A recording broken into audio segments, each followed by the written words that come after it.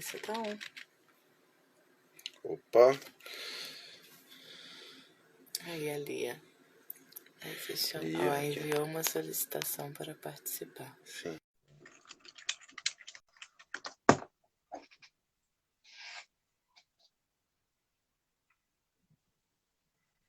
Oi, Lia, tudo bom? Boa noite, Sérgio. Consegues ouvir-me? Sim, está bem, está muito bom som. Boa. Bom, então, boa noite. Boa noite. Já tem gente chegando aqui também, então, pessoal, só esperar aqui o Leonardo Lixotti chegar para a gente começar direitinho Boa. a nossa conversa.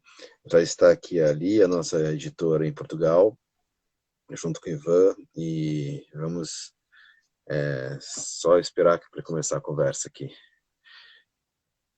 Bom, já são 8h30, 6h30, melhor começar, né? Tá. Então, boa noite, pessoal. Vamos conversando então, Lia, porque já está na hora. O Leonardo Lixotti entrando, eu peço para ele falar com a gente. Pessoal, esse aqui é um projeto nosso em parceria com a Fluentes, do Cadernos de Música com a Fluentes. Normalmente o mediador é o Charles Gavan, que é muito melhor nisso do que eu, só que infelizmente ele está viajando hoje, não pode estar aqui no meio para conversar com a gente. Então, eu fiquei com essa função de mediar a conversa e também conversar um pouco hoje sobre o livro do Gilberto Gil, que nós lançamos não apenas em português, mas também já está lançado no Chile, na Argentina, em espanhol, e está já traduzido para o inglês. Então, é um livro que já vai seguir diferentes caminhos. Estará em Portugal, estará na América Latina, estará nos Estados Unidos. Então, é um livro que está se ingrando por aí, nesse bom caminho que o Gil gosta de também fazer pelo mundo afora, assim.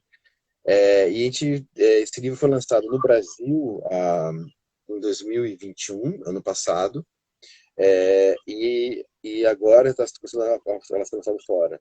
A coleção em Portugal começa a ser publicada a partir de setembro, e o Gil está incluso entre os primeiros livros a serem publicados lá. Este é o livro do Gilberto Gil, essa é a edição chilena do livro do Gilberto Gil, capa do Dario Dornelles. É um livro que traz um ensaio amplo que eu tive a felicidade de realizar sobre a obra do Gil, e depois 2 entrevistas. Uma entrevista que foi realizada pelo Leonardo Lixotti, que estará conosco aqui logo mais, e uma outra entrevista que foi realizada por nós, por mim, e pela Ana Simonassi, pelo Paulo Almeida e pelo Leonardo Lixotti. Opa! Lixotti está entrando aqui. Vamos lá. Deixa eu só testar ele.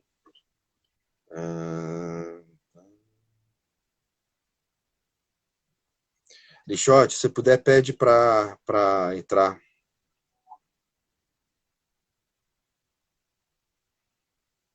Tá.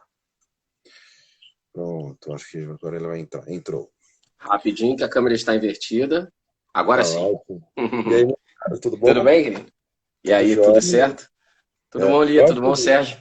E aí, tudo bom, meu caro? Então, eu não sei nem se você viu esse livro ainda, né? Essa ediçãozinha chilena. Não, na ediçãozinha nova, não. Tá lindo. Tá linda. E teve Nós começamos esse projeto do Cadernos de Música em 2019, exatamente no começo da pandemia. O projeto nasceu em abril de 2019. 2020, desculpa. 2020, exatamente quando começou a pandemia. Confesso que ajudou muito a passar esse período, porque foi maravilhoso estar mergulhado nesses autores todos, artistas brasileiros maravilhosos de música nesse período todo. Ajudou muito a passar bem o tempo da pandemia, assim. Foi um prazer no meio daqueles tempos tão duros que nós estávamos vivendo naquele momento, assim. Mas ele, depois de ser para assinatura por cerca de 1 ano de assinatura, nós decidimos descontinuar a assinatura e transformar ele num projeto de livraria, um projeto normal de livraria atual, e estamos agora migrando, e os livros estão também sendo refeitos, no sentido de que nós decidimos ampliar um pouquinho o escopo do livro, incluir uma discografia dos autores, dos artistas homenageados, incluir alguns dados a mais para transformar o livro em ainda mais consistente. E nós publicamos nesse período de assinatura 27 títulos, o que é uma coisa incrível, eu acho. realmente eu acho que é a maior coleção de livros de música brasileira que já foram publicadas. Eu sei que a gente já ganhou da 34 Letras, da 34, que era a outra coleção grande que no Brasil disso, nós estamos e variando muito esses títulos entre grandes nomes da música brasileira, com também novos nomes contemporâneos. Isso foi muito legal de fazer, quer dizer, todo mês saíram 2 títulos, sempre alternando entre um artista consagrado e veterano e um novíssimo ou um novo. Então nós chegamos a ter desde do mais que centenário Vinícius de Moraes até a Ana Frango Elétrico, que na época tinha 21 anos de idade. Quer dizer, uma abrangência muito grande de tempo também. E entre esses títulos está o título do Gilberto Gil, que a gente vai falar um pouquinho agora. Para começar a falar, acho que é legal o Luiz te contar um pouquinho da entrevista do CRIA e como começou todo esse projeto de conversa com o Gil, né?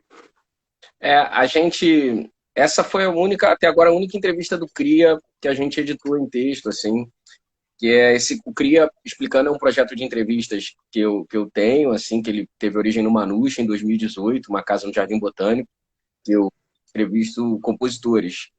Começou com a Adriana Calcanhoto, mas passaram Moraes Moreira, Gilberto Gil, Jade Macalé, Moacir Luz. E quando a gente estava nesse projeto, quando a gente começou a conversar sobre o projeto do Cadernos de Música, né, quando o Sérgio chegou com essa ideia e começou a regimentar as pessoas para a gente fazer, acho que o Sérgio tinha essa ideia, né? Falou assim, cara, ele foi inclusive no do Gil, né, Sérgio? Você foi no do Gil, né? E aí falou que assim, cara, a gente pode, além da entrevista que a gente vai fazer com o Gil, editar essa entrevista. E é bem interessante que eu estava relendo o volume hoje, até para essa conversa. As entrevistas são bem complementares, né? Até porque a entrevista do Gil, as duas são bem contemporâneas, que uma foi feita já nesse momento do Brasil contemporâneo, já sob o efeito das eleições de 2018, bem ali em cima das eleições de 2018. E a segunda foi feita durante a pandemia. Então, a gente está conversando das perspectivas do Gil. Essas duas entrevistas, elas reúnem a perspectiva do Gil, uma perspectiva serena sobre um momento que estava todo mundo, né, preocupado, né, todo mundo tenso, todo mundo preocupado, sem entender o que era o futuro, o que viria do futuro, o que virá do futuro. E é interessante a forma como o Gil olha para essas coisas. E a gente vê isso, por exemplo, na obra dele, em canções como Tempo Rei, em canções como A Paz, e essa reflexão aparecendo ali em cima de temas contemporâneos, de temas, por exemplo, do dia a dia dele na pandemia.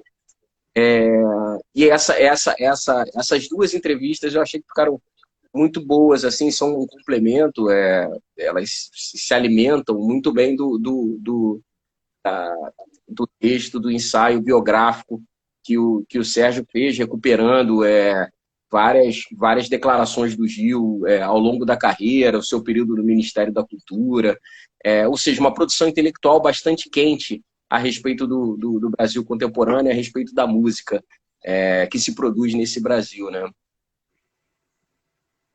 É interessante que a entrevista do CRIA, ela tinha gerado, inclusive, repercussão na época, né? Eu lembro que o Gil fala aqui na entrevista que a maconha foi fundamental para a bossa nova. Isso saiu até no jornal na época, né? Tipo, ele falou que o João Gilberto sem a maconha não existiria a bossa nova.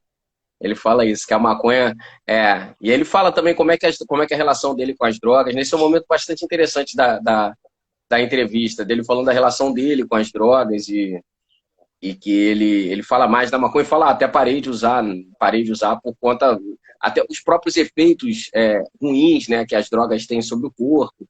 Ele fala que parou de usar mais ou menos aos 50 anos por conta de taquicardia, né, daquilo não bater jamais legal. Mas ele fala sobre LSD, sobre maconha, e fala que não consegue nem dizer que música dele foi produzida sob efeito ou não, porque era uma questão, um presente no cotidiano dele, né, no dia a dia dele. E é muito interessante isso, porque o Gil, quando ele parou de fumar, saiu no jornal. Tem uma entrevista dele muito forte na época, e que ele fala sobre a perda de tônus. Ele fala que, olha, de repente aquilo deixou de ser uma coisa que me estimulava a criação e tudo mais, e virou uma perda de um certo tônus intelectual, artístico, ele começou a sentir isso. E ele repercutiu sobre isso. E é muito interessante porque eu achei também outro dia no jornal uma entrevista que o Jorge Maltner fez com o Gil na época da prisão dele. E é uma entrevista muito interessante, porque o Gil quando ele foi preso em 76 com maconha, e o Gil conversa muito francamente sobre as drogas e tudo mais, então ele sempre foi muito ativo nisso, ele nunca fugiu dessa questão, ele nunca fugiu de ter uma visão muito particular, que também não é uma pura defesa, né? Tipo, a coisa, acho que é interessante nesses dois casos, né, dele nos anos 90 declarar que estava parando, ou naquela entrevista com o Maltner, é que ele pensa os dois lados, ele não tem uma pura militância em relação a isso. Ele pensa os lados positivos e negativos com muita franqueza. Eu acho que isso é muito Gilberto Gil, né? Ele não tem perigo de ser contraditório, ele não tem medo dessas coisas, não tem medo dessas questões. E acaba sendo muito assim, fundamental, né? Até como um amadurecimento ético do Brasil, né? Essa presença dele, essa questão. Sim, o depoimento dele que está presente no filme Os Doces Bárbaros, e a gente levanta isso com ele na conversa, né? O depoimento dele, quando ele foi preso por porte de maconha, exatamente, foi porte de maconha durante a turnê dos Doces Bárbaros, o filme do Doces Bárbaros, que estava documentando a turnê, né? O filme do João Tobias Azulay, né?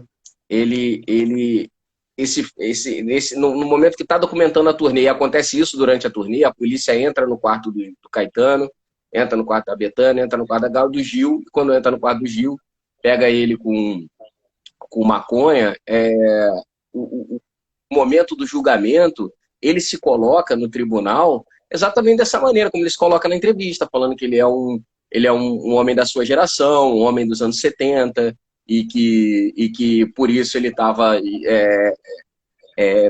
trabalhando pela expansão da consciência, e fala como é que a droga atua em favor dele, ou seja, ele não negou que era dele, não falou, ele falou, olha... E ele fala nessa entrevista a gente, ele fala que a percepção que ele teve que o juiz foi bastante compreensivo. Assim, e como tudo na vida do Gil sempre soube, né? Ele foi preso e fez aquele abraço, né? Foi exilado e fez back em Bahia. Então, como tudo ele fala, nesse momento que ele foi para uma instituição psiquiátrica, né? Que ele foi internado, a pena dele, um tratamento numa instituição psiquiátrica internado, ele saiu de lá com Sandra, né? Ele fez uma canção Sandra, que é uma canção linda, que retrata exatamente, que é feita exatamente a partir de mulheres que ele conheceu nesse período, e todas elas reportando a Sandra, que era a mulher dele naquele momento. Lia, como que é a presença do Gil em Portugal? Como é? Porque a gente sabe que tem que alterna, né? Tipo, nem sempre estão as mesmas a mesma repercussão, o mesmo elenco de artistas que estão nos diferentes países, né? O Gil é uma figura, como é a presença dele dentro desse debate da música brasileira em Portugal? Eu penso que ele não será tão popular como, por exemplo, o Caetano Veloso ou o Chico Buarque, que são, assim, se calhar as duas figuras mais conhecidas e mais populares. Porém, no ano passado ele veio cá, deu 5 concertos, e não foram só aqueles concertos típicos de Lisboa e Porto, que são as cidades maiores, deu também vários concertos no interior do país. O interior, enfim, são regiões geralmente menos desenvolvidas e com menos oferta cultural, habitualmente. Foram 5 concertos. E eu estive a recuperar uma entrevista que a minha colega Cristiana Martins, que é brasileira, e ela escreve no Jornal Expresso, e ela na altura foi destacada para acompanhar o Gil na digressão europeia, ou seja, ela foi, se não me engano, a Itália, bem, enfim, ele deu vários concertos na Europa e ela foi acompanhá-lo em alguns desses concertos no exterior, portanto não em Portugal, e fez uma reportagem muito interessante em que ela se centra não só na figura dele, como na figura da família que o acompanhou nessa digressão, porque estava a mulher, a filha Maria, o filho Ben, o netinho pequenino, Sereno, que inclusivamente a minha colega descreve como o dínamo, a energia máxima daquela digressão, que era, aliás, eu lembro-me de ouvir na redação a dizer, depois, pronto, estou a cometer-me em confidência, mas não faz mal, lembro-me de ouvir na redação a sugerir, ela queria que o título da reportagem fosse Gil no Planeta Sereno, pois não foi esse o título, mas pronto, para dar a ideia que ele era assim, uma espécie de um pequeno sol à volta do qual tudo girava. Essa reportagem está mesmo muito interessante. Isto teve também a ver porque esta digressão, como vocês sabem, teve a Adriana Calquinhoto, que em alguns concertos abria, noutros participava, variava um pouco. E ela deu uma entrevista na altura ao Jornal Público, cá em Portugal, também bastante interessante, em que ela contava que uma vez que o Moreno Veloso, o filho, obviamente, do Caetano, que lhe perguntou, você sabe, portanto, perguntou à Adriana, você sabe de onde é que vem o seu violão? E, ou seja, a sua forma de tocar, e que ela disse, claro que vem do seu pai, e ele não, vem do Gil. E então ela fala um pouco da forma como às vezes a influência do Gil pode não ser tão falada como, por exemplo, a influência de um Caetano. Não sei se vocês também têm um bocadinho essa percepção ou se é diferente. Eu fico muito impressionado sobre o Gil, porque eu acho o Gil um letrista absolutamente fora de série. E ele é muito mais falado quanto músico né, do que quanto letra. Quer dizer, existe uma certa divisão de uma ideia de que o Gil seria o músico genial e o Caetano o letrista genial. Assim, e é mentira, né? Eu acho que os dois são, das duas dimensões são geniais. Assim, o Caetano também é um músico incrível e o Gil é um letrista incrível. E às vezes eu fico pensando o quanto isso, né? Porque as pessoas falam do Caetano e do Chico, por exemplo, são dois poetas muito claramente poetas, né? Tipo, e em Portugal, com essa tradição poética toda, talvez seja muito fácil de entrar, né? Esse trato com a língua portuguesa muito sofisticado deles e tal. E o Gil, ele tem uma poesia muito mais, digamos assim, solta, digamos assim, mas eu acho que ele tem uma profundidade incrível nesse sentido. Né? Tipo, acho que ele tem várias canções dele são poemas inacreditáveis, são lindíssimas letras, né? Pode falar, Lia, desculpa. Não, desculpa eu. Eu ia dizer que gostei muito no vosso livro, tanto no ensaio como depois nas entrevistas, acho que isso é bastante evidente, naquela ideia da espiritualidade, que é muito importante no Gil, a espiritualidade e a fé, e da forma como isso não afeta nada depois a crença que ele tem na ciência, que também é muito aprofundada, na ciência e na tecnologia, inclusive, não é? Então acho muito interessante esse eixo. Fé de um lado, ou se calhar é do mesmo lado, não é? Mas nós é que às vezes opomos as duas coisas, pomos as duas coisas em campos diferentes e acho muito interessante como ele consegue conciliar uma espiritualidade muito forte e uma crença total na ciência e na tecnologia, não só crença, como também um grande conhecimento, porque ele dizia também que durante a pandemia tinha lido muitos livros sobre física, sobre ciência, não é? Era só para dizer que achei muito interessante essa dualidade, entre aspas. Sim. É um interesse real dele, ele conta nessa entrevista, né? É um interesse real dele desde muito pequeno, né? Que ele fala que nasceu, nessa conversa com a gente, ele fala que ele nasceu exatamente, está fazendo 80 anos agora, nasceu em 1942, e a literatura, as revistas, as coisas a respeito da Segunda Guerra, na casa dele, e ele ficava muito fascinado com aquilo, com a questão tecnológica da guerra, né? Com aqueles armamentos e tudo que... E a conversa foi até num certo momento para isso, né? Sobre o papel da guerra nesse lugar, de canalizar certas energias humanas, e que, num certo sentido, e, por outro lado, acabar gerando o avanço da tecnologia, né? O avanço das técnicas. Ou seja, desde criança ele sempre foi muito interessado nessa coisa da tecnologia, e é interessante a coisa da fé e da espiritualidade que você destacou, ele é nele que não necessariamente se prende, ele faz referências a religiões, né? Ou a santos, a orixás, ou mesmo a um certo espiritualismo oriental, mas ele não se prende, né? Não é como, sei lá, o Roberto Carlos, que quando canta está falando de Jesus Cristo, está falando da Virgem Maria, né? Jesus Cristo do cristianismo, está falando...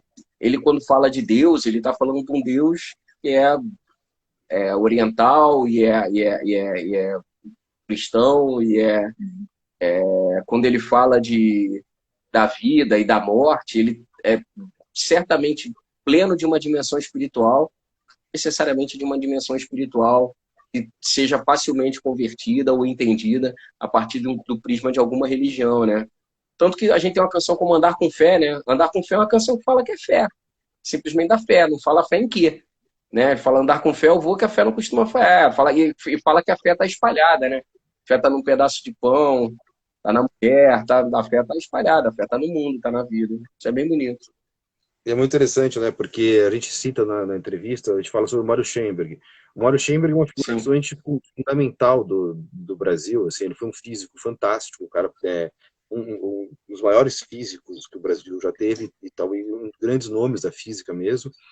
Ele era, ao mesmo tempo, uma figura ultra complexa, que unia com uma militância política.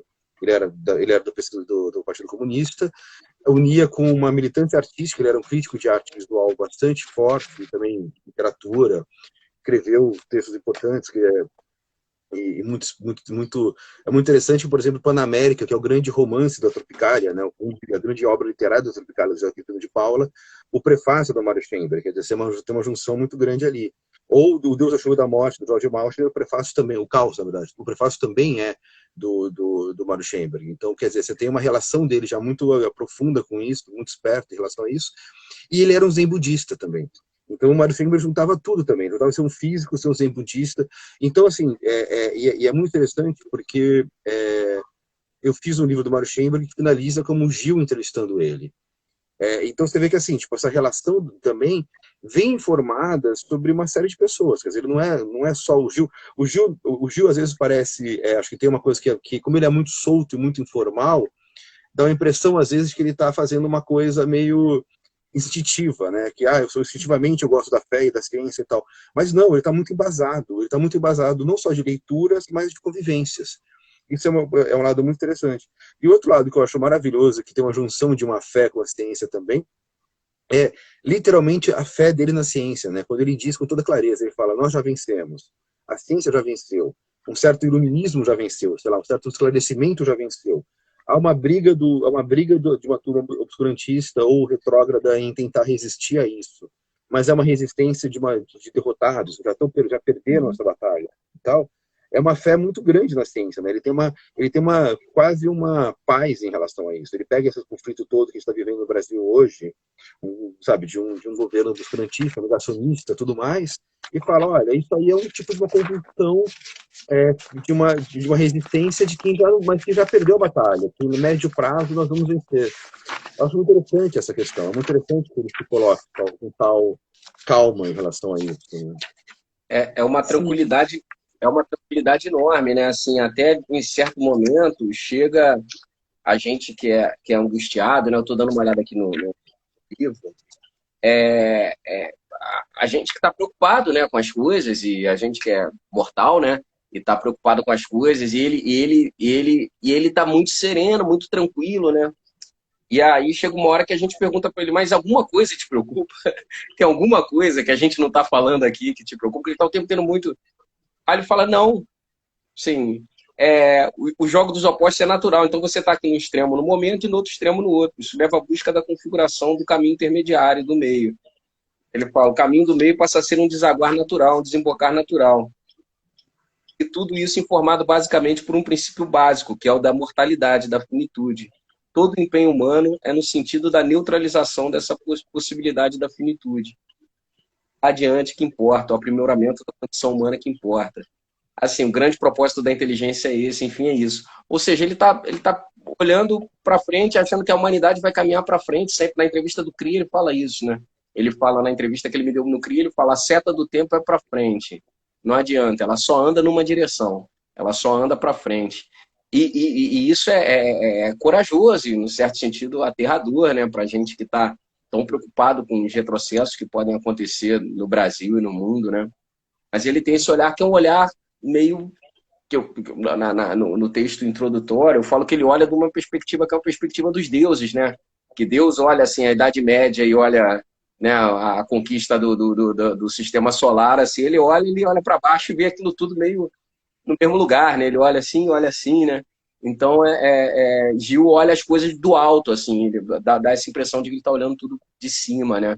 De um outro lugar, com uma tranquilidade que é inalcançável, eu acho. Assim, para mim, pelo menos, é inalcançável essa tranquilidade que ele tem. É meio chinesa também, né? Aquela coisa maravilhosa de terem perguntado para o mal, né? Perguntaram para o mal. O que você acha da Revolução Francesa? Ele fala, ainda é cedo para saber. Né? Tipo, ao mesmo tempo você tem um tempo estendido das coisas, né? Não é aquela urgência de falar, então É. o presente diz. Só contar uma coisa curiosa sobre essa questão da ciência, da tecnologia e tal. O Gil lançou um NFT agora.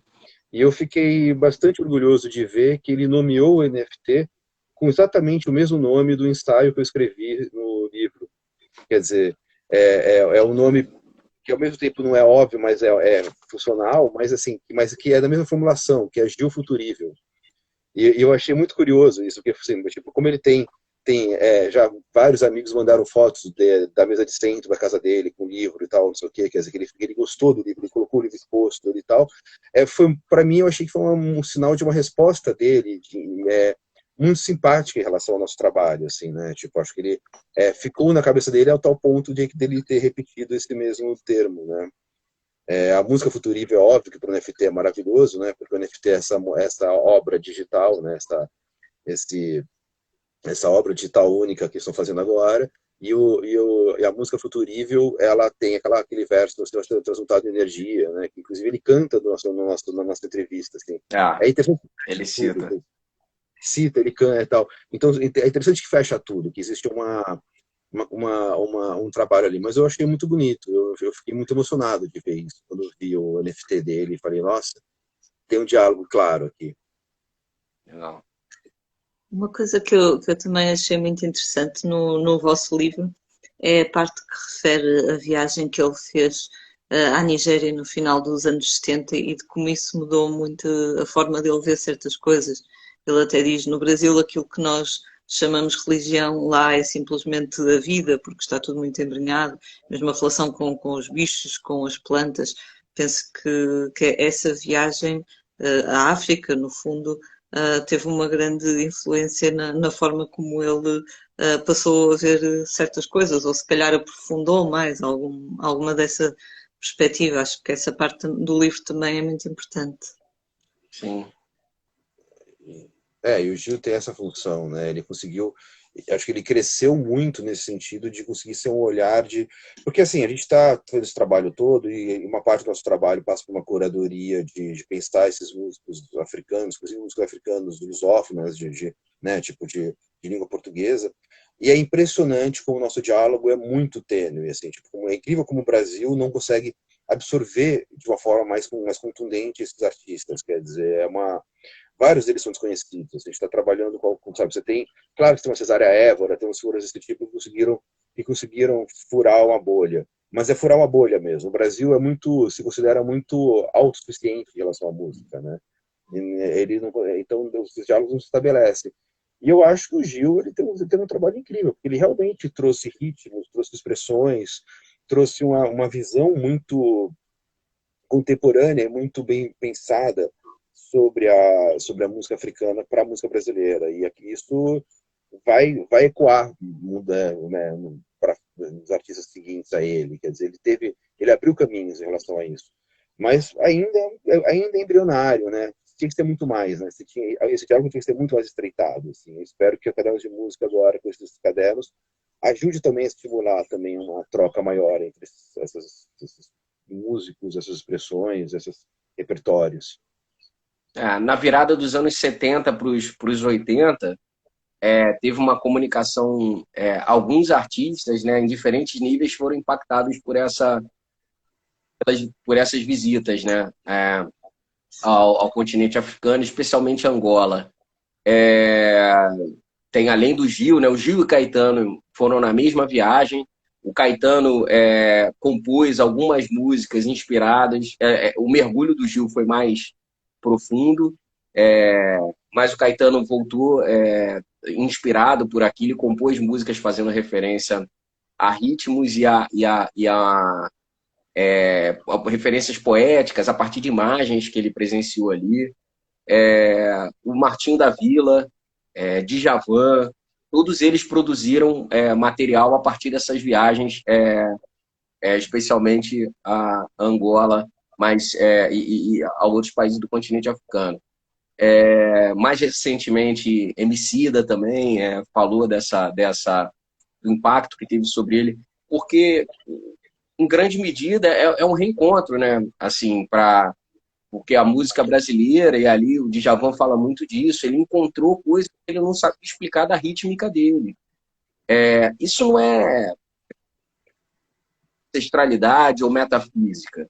Isso é cultura, é o caminho da cultura, ou seja, eram as pessoas que vieram para o continente, para a América, escravizadas e a sua música, a sua cultura, ela se espalhou por aqui, de alguma maneira bate na produção musical do Djavan, bate na memória do Djavan. Clementina, quando teve lá, também teve essa Clementina de Jesus, assim, ela é daqui, né? Ela é nossa.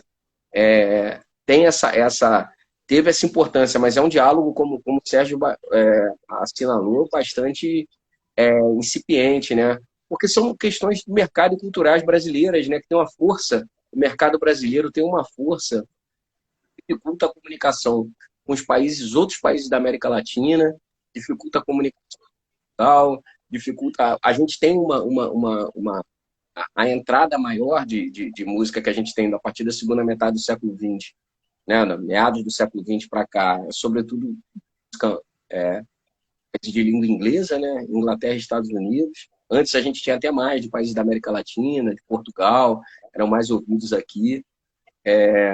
Isso a gente se ressente muito disso. Como é que é vendo de Portugal essa coisa ali? A forma como o Brasil se relaciona, que me parece que o interesse, ou a curiosidade, ou mesmo o desejo de conhecer é maior por parte do que do público brasileiro em conhecer artistas portugueses que acabam entrando aqui, aparecendo aqui, alguns aparecem, como Zambujo, Carminho, mas muito dentro de um nicho de bolha, de classe média alta, que consome música popular, refinada. Como é que ver daí esse fenômeno? Como é que é para vocês isso?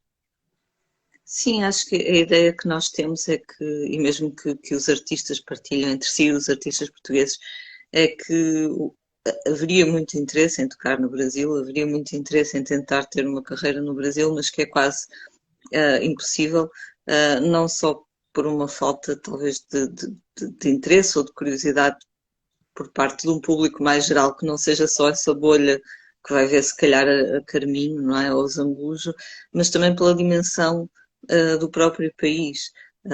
Nós, em Portugal, somos um país muito pequeno, com pouca gente, não é? Eu lembro-me, por exemplo, quando o Marcelo Camelo veio viver para Lisboa, ele vive cá, não é? E eu lembro-me de um amigo que é agente dele também, lhe dizer: não, tu não vens para aqui fazer nada, porque tu aqui dás um concerto em Lisboa e dás um concerto no Porto e acabou, não fazes mais nada da tua vida, não é? Ao passo que o Brasil, para tentar fazer alguma coisa, tem que se calcorrear um país gigantesco. Mal comparado, faz-me lembrar um bocadinho aquela dificuldade que as bandas inglesas rock têm em impor-se nos Estados Unidos. Mal comparado, mais uma vez, mas ao mesmo tempo porque sentem que para terem alguma coisa sólida teriam que tocar em todos os estados, em todas as terrinhas pequenas. Isso é um investimento financeiro, pessoal, etc., imenso. Então são assim quase impossibilidades. Mas penso que há também alguma barreira, não sei, psicológica, cultural, não sei. Acho que sentimos, não quero estar a falar por pessoas que não estão aqui, mas se calhar o sentimento geral é de que não haverá muito interesse ou muita curiosidade. Pronto, à parte pequenos fenómenos, pequenas bolhas. E eu acho até cómico, às vezes, quando algumas coisas conseguem furar um bocadinho, mas sem querer. Não é música, mas há como é que eu vou dizer? É uma personagem de humor chamada Bruno Aleixo, que é assim uma coisa muito nonsense, muito disparatada, que aquilo até muitas pessoas em Portugal não percebem qual é a piada. Eu acho muita piada, mas há muitas pessoas que não acham piada, não percebem o que é que aquilo o que é que aquilo tenta ser. É uma coisa muito nonsense. E eu às vezes estou a ver nos comentários e vejo pessoas brasileiras a achar imensa piada aquilo. E eu penso, isto é o caso de alguém que não tentou e conseguiu chegar, ou pronto, a meia dúzia de brasileiros. Ao passo que se calhar outras pessoas estão com grandes estratégias e falham ou não conseguem.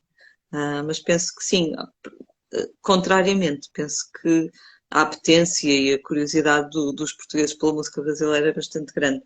Pronto, não só aqueles consagrados, mas também nós temos vários músicos brasileiros jovens que tocam cá com bastante regularidade. Alguns até se mudam para cá ou ficam a viver cá alguns meses e acho que há muita curiosidade em conhecê-los. Às vezes vocês falam de alguns artistas mais jovens com quem já falaram nos vossos livros e quase todos eles são minimamente conhecidos cá.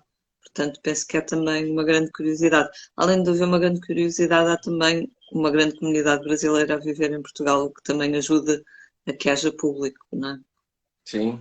É muito curioso isso, porque o Christian, que é o nosso editor no Chile, eu vou dizer uma coisa que é sincera, assim, ele conhece mais de música portuguesa do que eu. E ele conhece de música portuguesa de uma forma ampla. E daí você vira e fala, olha, é muito estranho como o Chile tem, sei lá, tipo, o Chile tem festival de fado. Né, tipo, muito tradicional e muito forte.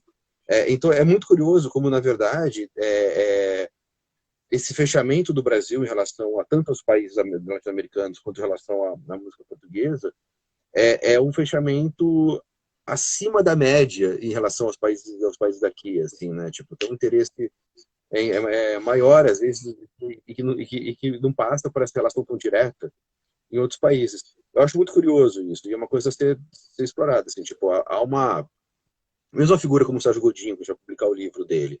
O Sérgio Godinho tinha que ser muito mais conhecido no Brasil. O Sérgio Godinho tem importância para a música brasileira também. Ele tem importância para a história da música brasileira e tudo mais. E ele não é um autor que é muito falado, ele não é um autor que, sabe... E ainda por cima é um autor que é falado por uma geração mais velha. Ele não foi renovado. Acho que tem uma questão interessante de trazer de volta esses debates e trazer essas pontes, porque elas são importantes de serem estabelecidas e atualizadas, inclusive. E fala. Não, tem dois aspectos que tem trabalhado recentemente nesse sentido. Um deles é uma iniciativa empresarial individual ao mesmo tempo, que é o esforço que o Zé Ricardo no Rock in Rio tem feito por conta da experiência dele no Rock in Rio Lisboa. Ele sempre traz artistas portugueses contemporâneos para tocar com artistas brasileiros ou para fazer concertos sozinhos aqui no Rock in Rio, que é um público grande que passa a conhecer artistas portugueses contemporâneos. E outro é um dado histórico, que Portugal, por conta do passado da expansão colonial, com a independência, as novas gerações, muitos filhos de migrantes, né, recebe muitos migrantes das antigas colônias. E isso promove naturalmente em Portugal o encontro de pessoas, músicos angolanos com músicos brasileiros. Isso é muito... músicos moçambicanos, isso é muito rico. Isso naturalmente eu tenho uma percepção disso muito de longe, mas por amigos brasileiros que foram morar aí, ou por receber notícias, como por exemplo a Banda do Mar, que é um projeto de um português com 2 brasileiros. A emergência do Buraca Som Sistema, que é uma banda que eu adoro, é um trabalho que eu adoro, é um trabalho é português, mas é de Kuduro. É um trabalho, ou seja, é muito interessante esse caldeirão que se forma aí, e de alguma maneira reflete, com todas as especificidades, reflete o que aconteceu no Rio de Janeiro, né, no início do século XX, ou ao longo do século XX, essas misturas que acontecem por aqui, no Brasil, de uma maneira geral. Eu falei do Rio de Janeiro porque eu estava pensando no samba, na emergência do samba, mas no Brasil de uma maneira geral. Então isso, eu imagino, e a Lia que está acompanhando isso mais de perto, pode dizer, eu imagino que para o futuro há uma possibilidade. É claro que tem grupos, imagino grupos de direita que resistem a esse tipo de coisa. Mas como o Gilberto Gil fala, né, lembrando aqui o nosso homenageado do dia, a seta do tempo é para frente, essa gente já perdeu. Eu imagino que é um futuro, deve surgir um futuro bastante rico daí, né, Aninha? Sim, sem dúvida. Todas essas miscigenações, todas essas misturas, os Buracos São Sistema foram o exemplo maior de sucesso, mas continuamos a ter cada vez mais artistas a explorar todas essas vertentes, nomeadamente um artista que eu sei que vocês conhecem, o Dino de Santiago. Ainda agora ele atuou no Nós Alive, que é um festival grande de rock que há em Portugal todos os anos, quer dizer, durante a pandemia, não é? Como é óbvio. Este ano voltou a haver, e é um festival que leva nomes grandes como, sei lá, os Metallica, este ano foram cabeças de cartaz, e outros artistas assim gigantes. O Dino não tocou no palco principal, tocou no palco secundário, mas foi a loucura total, nomeadamente o nosso Darian Dornelis esteve lá para fotografá-lo, ele também ficou muito impressionado. Será talvez assim o primeiro artista em muitos anos, primeiro artista, ele nasceu em Portugal, é de origem cabo-verdiana, o primeiro artista negro, o primeiro artista de origem africana a conseguir ter esta popularidade toda, através não só da música, mas também de uma certa empatia, creio eu, que a figura dele gera. E pronto, será o símbolo, se calhar, de muitas misturas e experiências que se estão a fazer. Eu, ao ler as entrevistas do Gil, também sublinhei essa parte da seta. A seta aponta sempre para o futuro, porque muitas vezes não parece. Não é só aí no Brasil que as coisas estão assim um bocado desanimadoras. Aqui em Portugal também temos muitos sinais nesse sentido, mas ao ler essa visão, como tu dizes, que parece que ele está a ver de cima, não é? Que está a ver do futuro, que ele parece que já sabe que isto vai dar certo de alguma maneira, é bastante... dá bastante ânimo, não é? Dá bastante esperança. Mas que isso também não sirva para nós nos acomodarmos, temos sempre de continuar a lutar para que as coisas não voltem para trás, não é? E o Gil, é uma coisa interessantíssima nisso, né? Porque o Gil nunca se furtou dessa luta, em todos os sentidos, né? O fato do Gil ter enveredado na política, tanto nos anos 80, quando ele foi candidato e chegou a exercer funções políticas, e depois no Ministério da Cultura, foi uma coisa impressionante, porque ele se colocou num risco totalmente desnecessário porque ele tinha uma obra consagrada e resolvida. Ele fez em nome de um desejo real de colaborar, quer dizer. Acho que tem um lado interessantíssimo desse trabalho do Gil. Acho que no livro, como o Lixote falou, assim, no ensaio, eu tento ressaltar isso, porque o Gil foi, sem dúvida, o maior formulador de uma política cultural no Brasil que já teve, e talvez uma política cultural maior do que Brasil. Quer dizer, acho que não é à toa que, quando os pontos de cultura foram exportados para outros países, que tudo, sabe, tipo, acho que havia ali já um pensamento absolutamente contemporâneo do Gil sobre a cultura, e que é de uma importância gigante. Quer dizer, naquele momento, a entrada do Gil como não só como um gestor, mas exatamente como um formulador, como um renovador desse pensamento sobre o que é uma cultura, uma política cultural, como fazer uma política cultural num país tão complexo quanto o Brasil, foi fundamental. A gente coloca os textos dele lá alguns textos dele daquela formulação cultural no ensaio.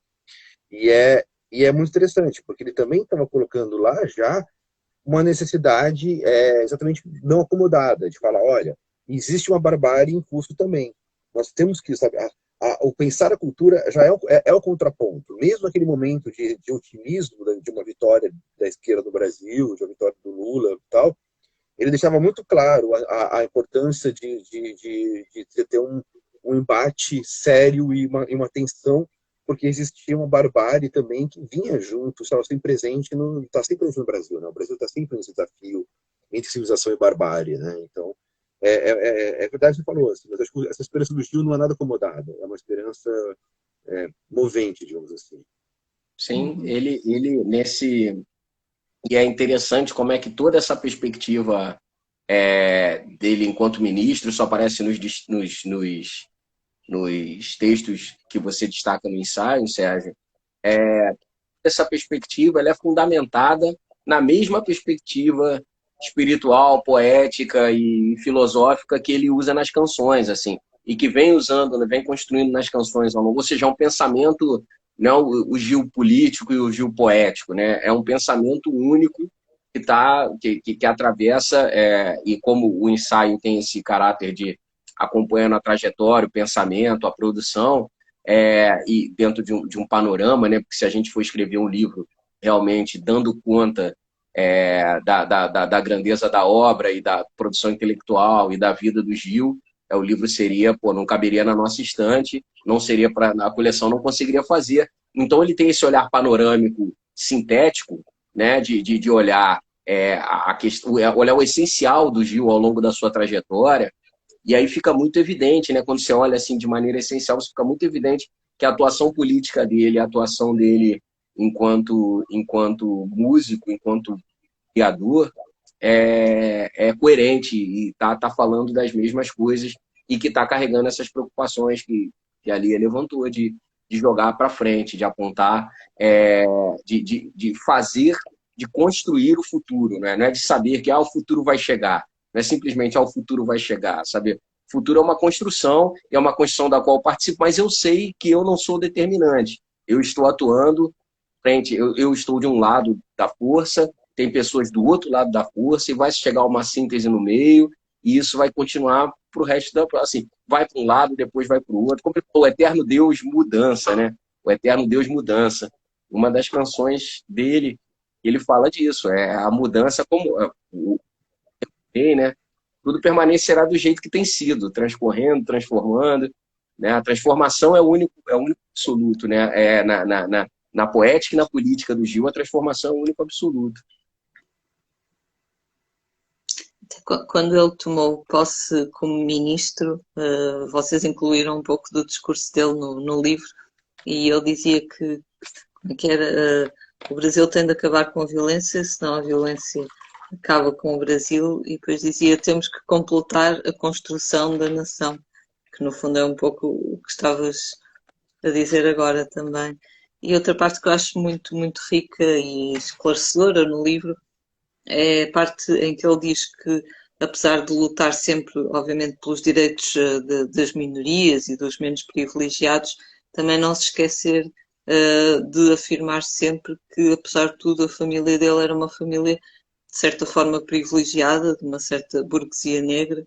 Os pais eram profissionais liberais, o pai era médico, a mãe professora, já a avó, creio eu, tinha sido professora, que tinham posições mais ou menos confortáveis, que ele nem sequer tinha sentido grande racismo enquanto criança na terra onde vivia, só mais tarde na faculdade, creio eu, ou não sei, mais à frente, na juventude.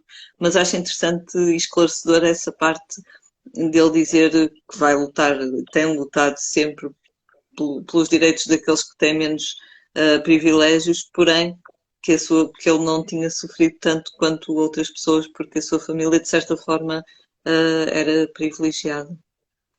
E é muito interessante porque também esse outro lado da história, né, dele, essa para tocar no rádio, né? O Gil sempre soube que ele queria falar para a sociedade em geral, né? Ele nunca se furtou da ideia de comunicar, ele nunca se colocou numa postura, digamos assim, de qualquer forma que seja elitista em relação à obra dele, né? Ele tem uma obra complexa, muito bem formada, muito bem colocada, mas ele tem um esforço para tocar no rádio, né? Ele sempre lutou por isso, que é um esforço importante, porque a gente esquece que, assim, tipo, pelas dificuldades que todas aconteceram, às vezes, atualmente, artistas já aceitam a postura de que o meu público é restrito, o meu espaço é restrito, o meu lugar é tal, e ele está sempre lembrando a gente que não, né, que tem uma disputa ali que tem que ser feita também, que tem que ser colocada. A gente está falando sobre o público, está falando sobre Portugal ser pequeno, eu fico me divertindo que hoje no Rio de Janeiro, o espaço onde você tem uma música mais experimental, mais culta no Rio de Janeiro, não cabe mais do que 100 pessoas. Não é um espaço, sabe? Tipo, e isso é de uma capital, sabe, de uma cidade muito forte, muito importante culturalmente falando, de uma capital.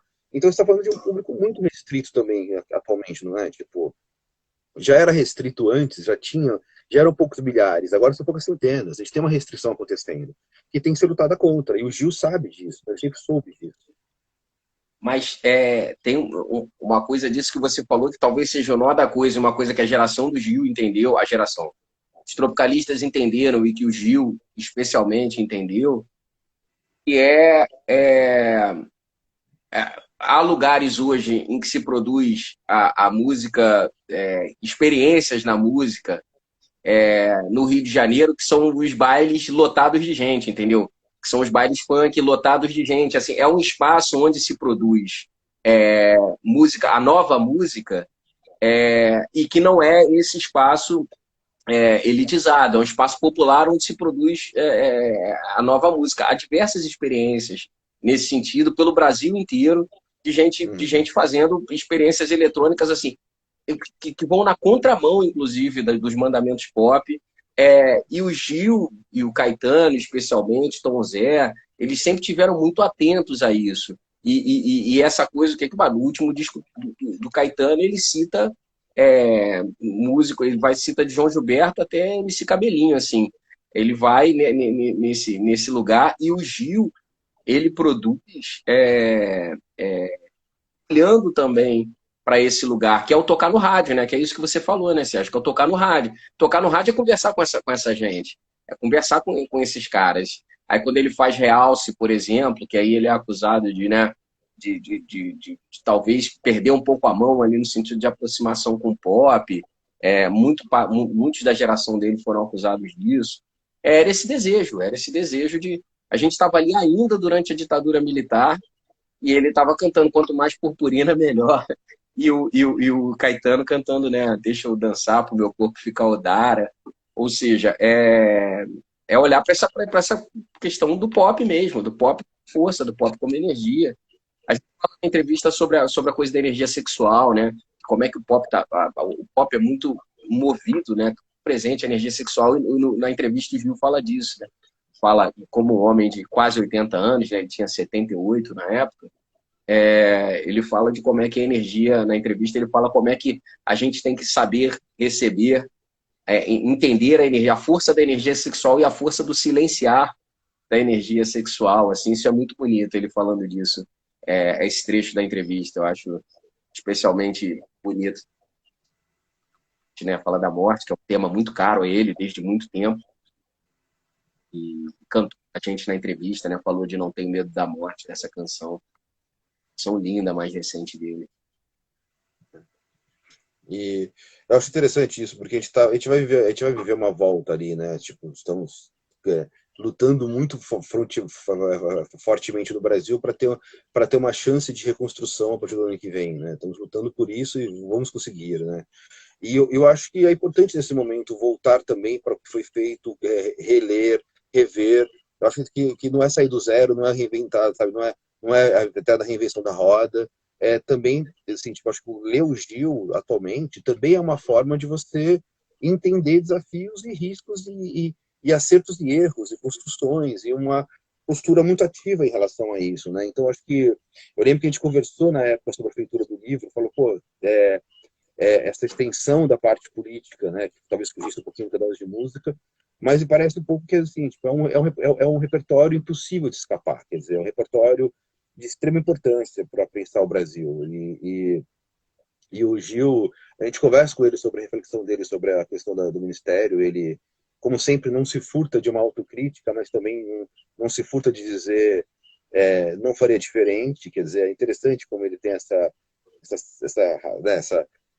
rigidez com ele mesmo, mas ao mesmo tempo essa maleabilidade, né? Ele tem uma coisa muito impressionante de ser ao mesmo tempo rígido e maleável, de se expor muito, mas também de conseguir ter uma certa paz em relação a isso tudo, que é maravilhoso. E a obra dele continua nisso, né? Eu acho que essa exploração dele o tempo todo dos espaços, essa abertura para o contemporâneo dele o tempo todo, não ser um nostálgico de outros momentos, mas se abrir para o contemporâneo é uma coisa muito importante também. Sim. Uma coisa que eu também achei curiosa é aquela parte do livro em que se diz que nos anos 80 Ele admitiu que não estava muito bem, que não era um super-homem, que admitiu algum mal-estar, algum desnorte, alguma desorientação, não sei. E eu achei muito engraçado porque hoje em dia nós vemos muitos artistas a falar de questões de bem-estar, de self-care, não é? De saúde mental. Hoje em dia é bastante comum e ainda bem. Hoje, por exemplo, saiu a primeira entrevista do vocalista do Faith No More, o Mike Patton, que cancelaram uma digressão enorme, passava por Portugal, possivelmente também pelo Brasil, não sei, por questões de saúde mental, e ele finalmente veio falar dessas questões de saúde mental de forma bastante aberta. Mas isso é hoje, estamos em 2022 e começam as pessoas a falar abertamente desses problemas que todos nós, a certa altura, já tivemos. Mas nos anos 80, diria eu que não seria tão comum e na altura até causou, pelo que eu percebi no livro, alguma surpresa, não é? Essa partilha.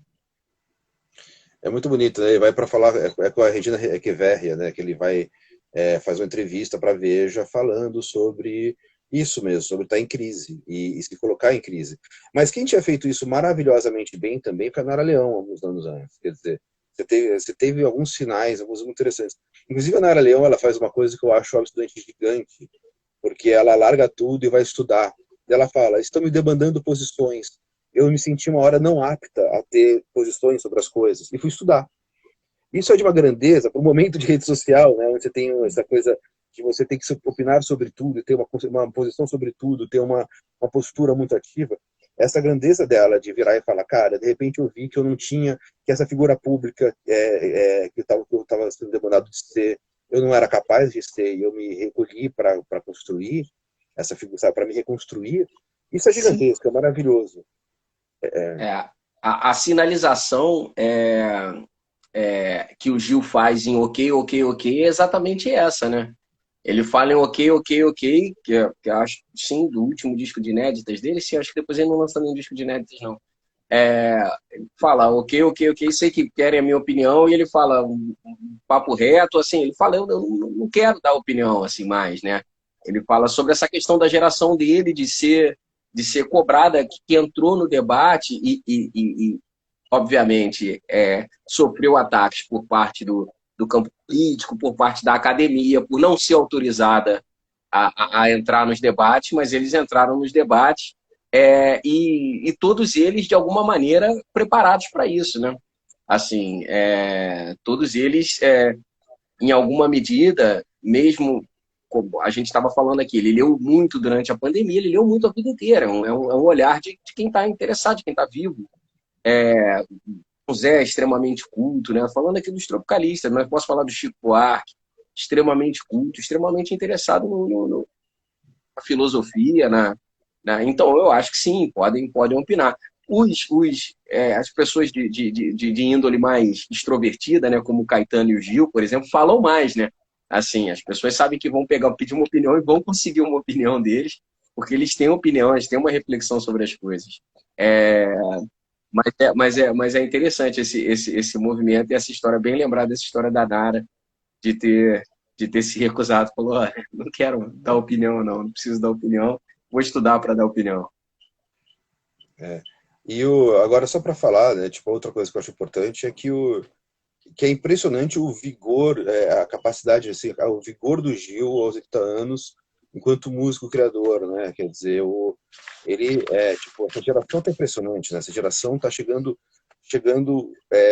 eles não estão vivendo do passado, né? O Gil não vive do passado, o Gil vive do presente, o Caetano não vive do passado, ele vive do presente. Quer dizer, eles estão claramente se colocando como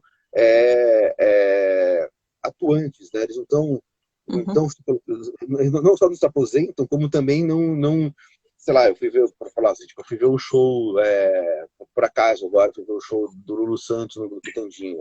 O Lulu Santos toca o repertório dos anos 80 dele, quer dizer, ele toca um show do passado, simplesmente, assim, tipo, ele tem pouca relação com o presente nesse sentido, quando faz tal. O Gil, o Caetano, nunca se deixaram abraçar por isso, né? Eles se mantêm vivos e jovens, de certa forma. Jovens não é uma palavra muito boa, porque talvez eles mesmos critiquem um culto à juventude nesse sentido, mas vivos e vigorosos, vitais, né? Tipo, é muito interessante isso. o, o Gil e o Caetano, né? E o Tom Zé, né? Que a gente não citou aqui nesse momento agora, mas o Tom Zé que esteve com a gente nessas lives aqui, que a gente falou do livro dele, ele é um dos documentados nessa coleção. Tom Zé aos 85, Tom Zé é mais velho que eles. Tom Zé aos 85, ele acabou de produzir um disco incrível, uma reflexão incrível sobre a língua brasileira. Inclusive a partir de como é que a língua portuguesa o que se desenvolveu no Brasil, né, ele chama de língua brasileira. A partir de todas as coisas que chegam, ele fala qual a importância do caminho do latim, a importância de Portugal, ou seja, do português, a importância da contraposição ao inglês, né? Ele tem uma canção que ele contrapõe a lista telefônica, né? Uma lista de telefones úteis de Santo Amaro e uma lista de telefones úteis de Nova York. É uma maneira de colocar em diálogo ali como é que o português ele se afirma de alguma maneira, ou a língua brasileira, como ele chama, se afirma de alguma maneira a partir da sua contraposição ao inglês, né? Como nós somos diferentes, a sua identidade a partir dessa diferença. Então isso é um disco muito bonito, e é um cara dessa geração, que está aos 85 anos produzindo, e a gente espera que o Gil, aos 85, esteja produzindo canções inéditas ou relendo suas coisas, o que ele achar melhor, porque eu acho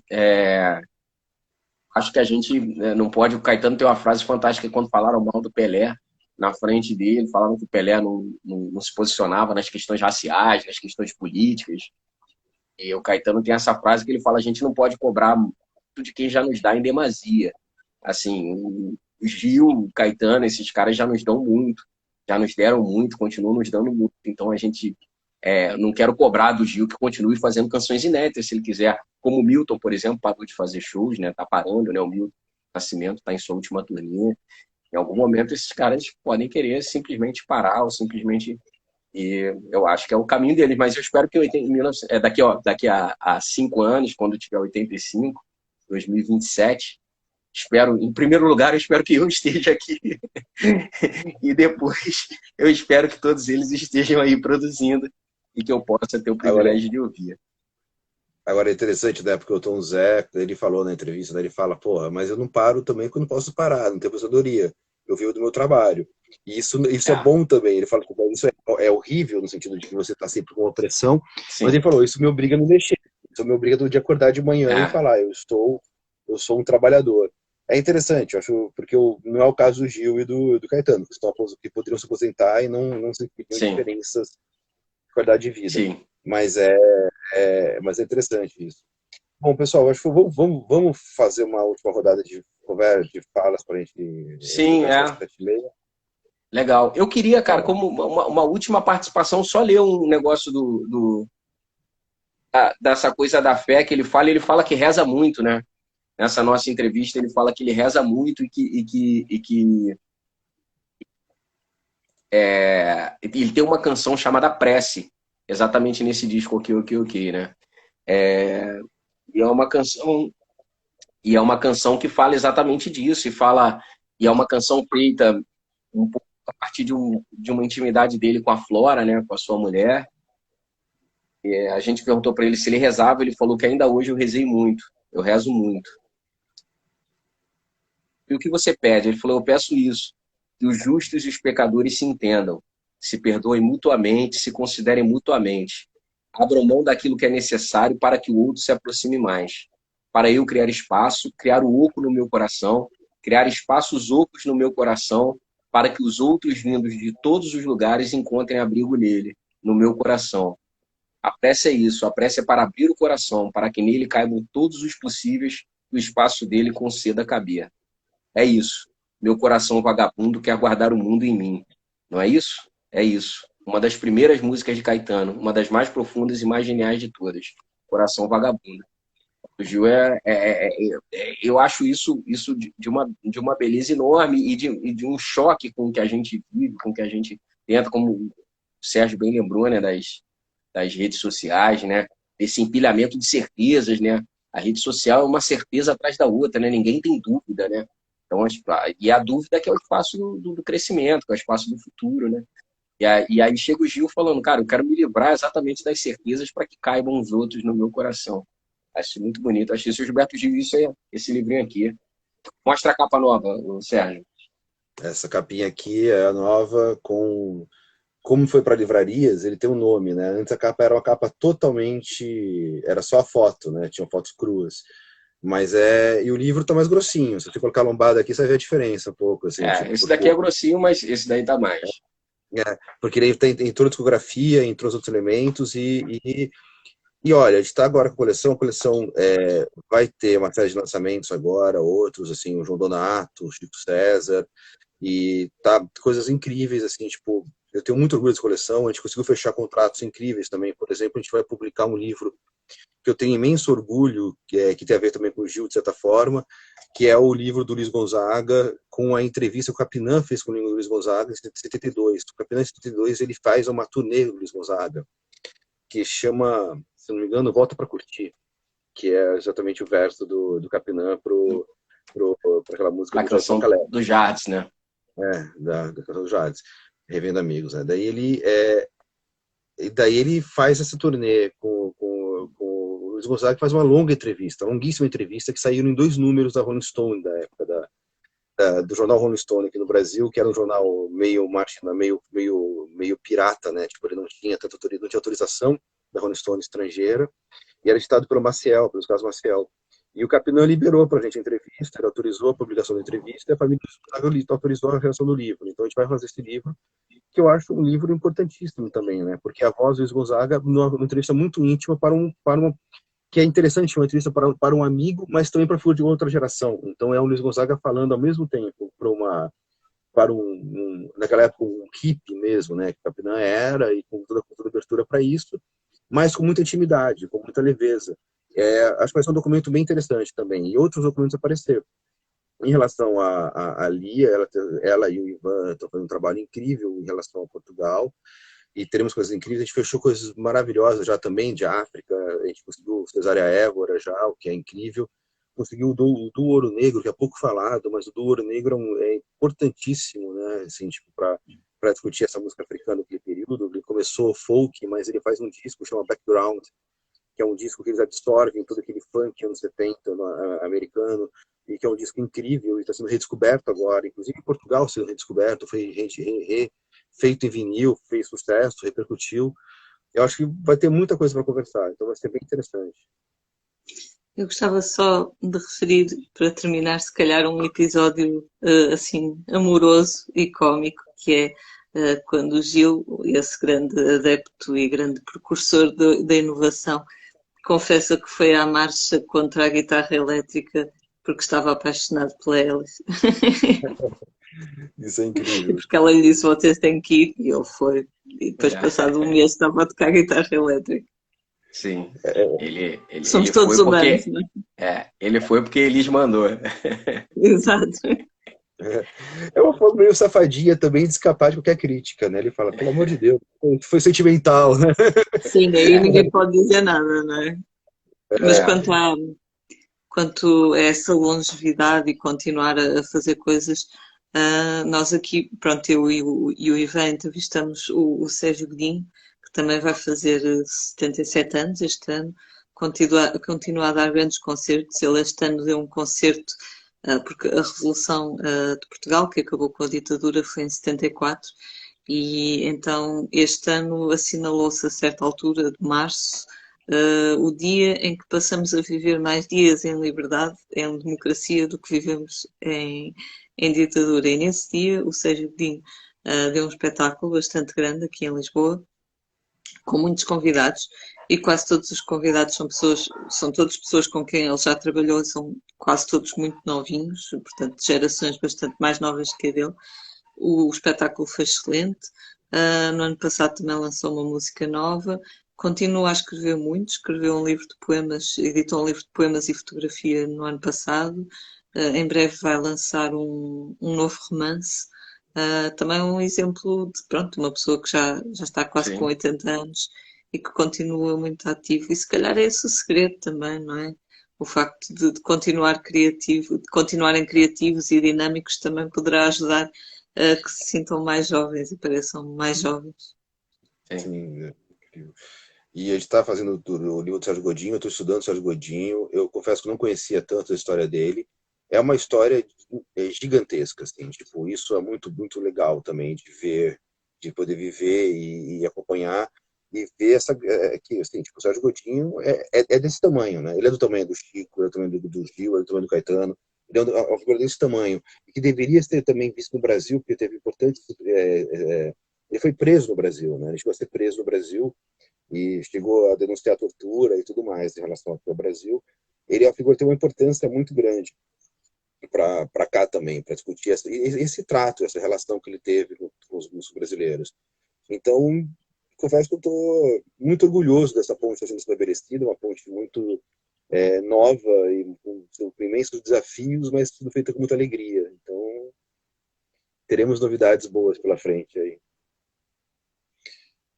Então, pessoal, acho que é isso, assim, eu tenho um desafio último aqui, que é salvar essa live, senão a Cláudia Você me consegue, mata. você consegue. Eu tenho certeza que você consegue, Sérgio.